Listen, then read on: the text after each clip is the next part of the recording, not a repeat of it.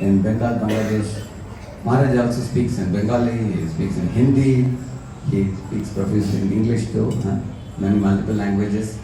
And he is most well known across the globe for his famous book, Brahmachari in Krishna Consciousness. So,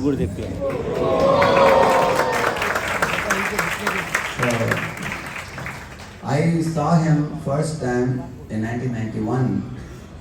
He was the first sannyasi I saw in ISKCON temple in Juhu, when he was singing Guru Puja and he was dancing also.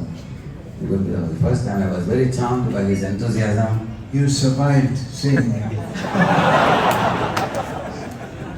You made it into Krishna consciousness nevertheless.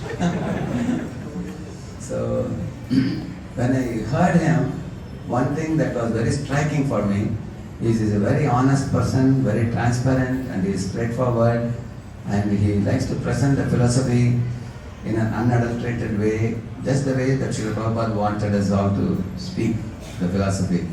So then I met him many times, many occasions, and I invited him to Pune.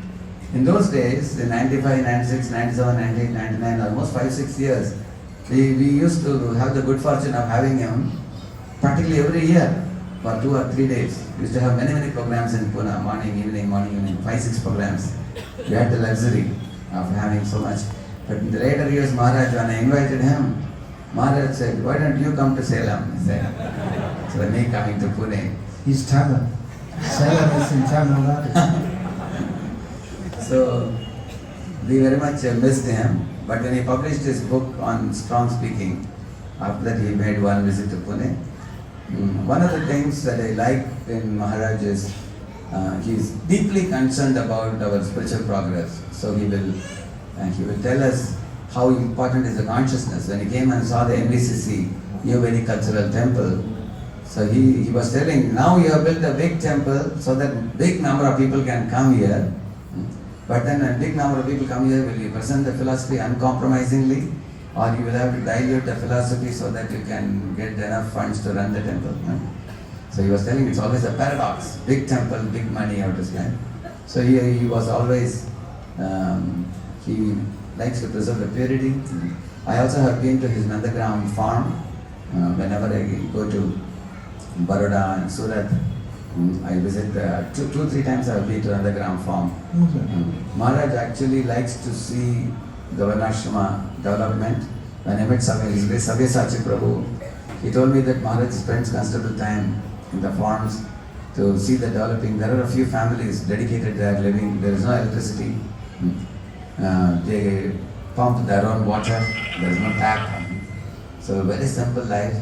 So Maharaj encourages them by going and staying with those disciples. And so another thing is coming up, as you all know, in Salem. Maharaj is building a beautiful stone temple which will last for thousands of years, and a very traditional temple.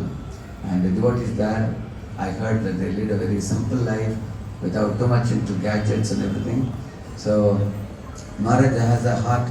He has written a book also on sanskar and tradition. He deeply appreciates the Sri Vaishnava tradition in the south, how they have preserved it. He glorifies the Ramanuja's tradition, how people remember Ramanuja even after 1,000 years and follow it. So he is a personality of tradition, purity, transparency, and straightforward presentation of Prabhupada's philosophy. So it's very wonderful for us to have him. And now he is publishing more books to help the movement steer towards the right direction. I have heard many of his lectures, sadhu should be sadhus, and wishy-washy ISKCON and all that I have heard. So in many of his lectures he brings out the holes and the flaws that need to be worked on for ISKCON to be a healthy society. He is not a person who is just pointing out mistakes or faults. He always offers solution and wants to see our society become free from the diseases and become a very healthy society all across the globe.